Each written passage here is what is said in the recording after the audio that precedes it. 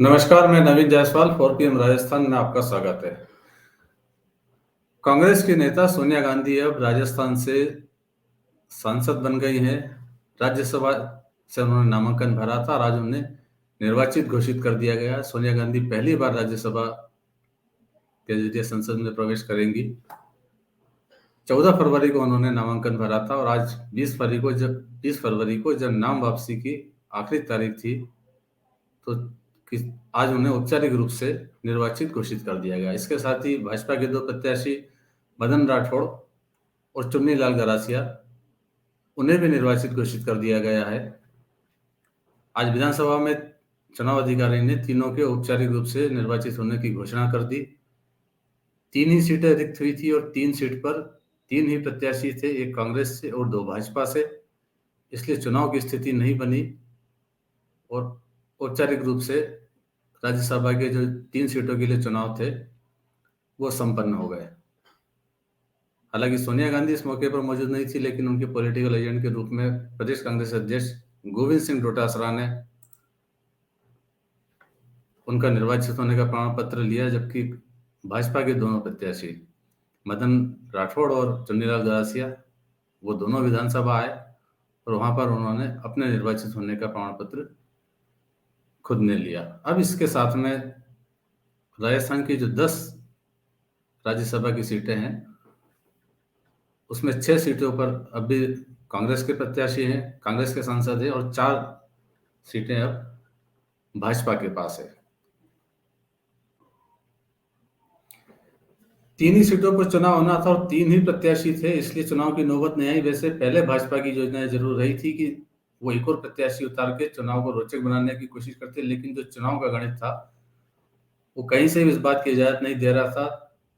200 सदस्यों की विधानसभा है और उसमें किसी भी प्रत्याशी को जीतने के लिए 51 वोट चाहिए थे और कांग्रेस के पास 70 एमएलए कांग्रेस के हैं, इसलिए ये स्थिति नहीं बनी। वैसे बागीदोरा से जो विधायक है महेंद्र जी सिंह मालवीय, उन्होंने एक दिन पहले ही विधानसभा की सदस्यता भी छोड़ दी जब उन्होंने कांग्रेस छोड़कर भाजपा ज्वाइन किया, लेकिन उससे भी चुनावी गणित में कोई ज्यादा फर्क नहीं पड़ रहा था। और भाजपा को जो कांग्रेस को जो एक और उम्मीद थी, सुभाष गर्ग से जो आरएलडी से चुने गए हैं, पिछली गहलोत सरकार में भी वो साथ में थे, लेकिन अब चूंकि आरएलडी ने यूपीए छोड़कर या इंडिया गठबंधन छोड़कर अब एनडीए के साथ हो गए हैं, तो सुभाष गर्ग भी चूंकि स्विच कर गए थे, यदि सुभाष गर्ग का वोट नहीं भी मिलता तब भी कांग्रेस के पास ये मजबूत स्थिति थी, वो आराम से सोनिया गांधी को अगर चुनाव होने की स्थिति में भी निर्वाचित करा के ले जाती। शायद इसीलिए भाजपा ने फिर रिस्क नहीं ली और चौथा प्रत्याशी को मैदान में नहीं उतारा, तो जो 3 प्रत्याशी थे तीनों निर्विरोध चुन लिए गए। भाजपा ने जो 2 प्रत्याशी बनाए थे उसमें उसने पूरा जाति समीकरणों का ध्यान रखा। एक सीट डॉक्टर किरोड़ी लाल मीणा जो राज्यसभा के सदस्य थे, उनको विधानसभा चुनाव में उतारा गया था। सवाई माधोपुर से उन्होंने चुनाव लड़ा था।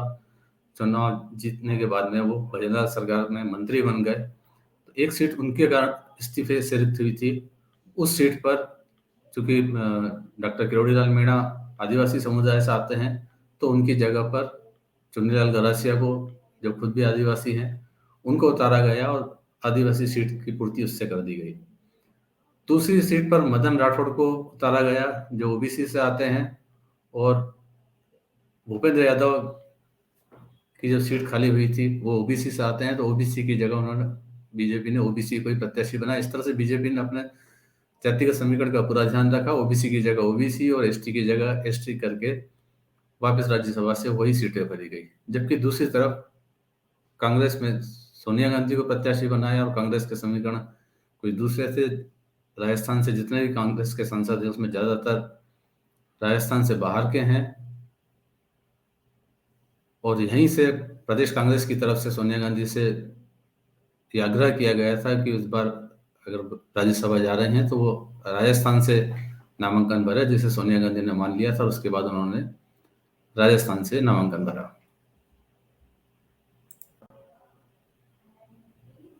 तो सोनिया गांधी ने जो नामांकन किया वो डॉक्टर मनमोहन सिंह की जो सीट रिक्त हुई थी उस पर उन्होंने नामांकन किया है।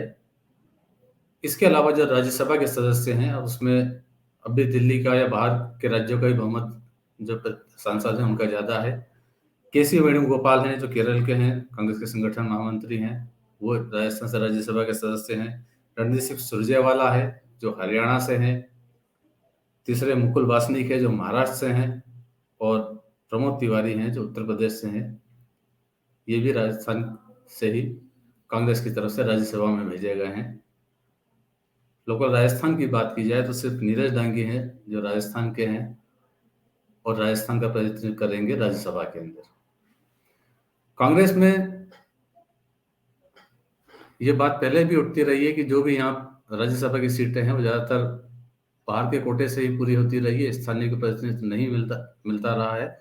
जबकि भाजपा ने इस बार जो दोनों प्रत्याशी बनाए हैं वो लोकल के हैं, और इस बात को लेकर भाजपा ने कई बार कांग्रेस पर तंज भी कसा था कि स्थानीय व्यक्ति को मौका दिया जाना चाहिए, उससे भी तवज्जो मिलनी चाहिए। इसीलिए हमने दोनों प्रत्याशी जो है राजस्थान से बनाए हैं, जबकि कांग्रेस ने आलाकमान के कहने पर वहां की पर्ची आई और उसके आधार पर सोनिया गांधी को भेजा। हालांकि इसको लेकर राजस्थान में कांग्रेस में भी अंदर खाने काफी गहमा-गहमी और चर्चा रही। जो राजस्थान से राज्यसभा के टिकट की दावेदारी कर रहे थे वो चाहते थे कि उन्हें मौका मिले, लेकिन फैसला सोनिया गांधी का था, इसलिए वो कुछ नहीं कर सके। हालांकि खिलाड़ी लाल बहरवा ने जरूर इस बात को लेकर आपत्ति उठाई थी कि सोनिया गांधी को राज्यसभा में जाने की जरूरत क्या है।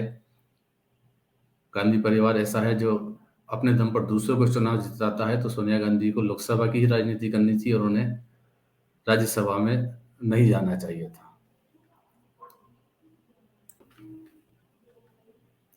दूसरी तरफ भाजपा ने जिन मदन राठौड़ को राज्यसभा में भेजा है वो सुमेरपुर विधानसभा सीट से पहले 2 बार विधायक रह चुके हैं। पाली जिले के संगठन में भी उन्होंने लंबे समय तक काम किया, और इस बार विधानसभा का जब उन्हें टिकट नहीं मिला था तो वो भाजपा से बगावत करके चुनाव मैदान में उतरने की तैयारी में थे, लेकिन बाद में उन्हें मना लिया गया। और ऐसा कहा जाता है कि उन्हें मनाने के लिए खुद प्रधानमंत्री नरेंद्र मोदी ने बात की थी।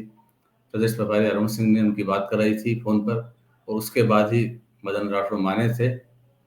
विधानसभा चुनाव से उन्होंने हाथ खींच लिए थे, जिसका सिला उन्हें अब यह मिला है कि उन्हें राज्यसभा में भेज दिया गया।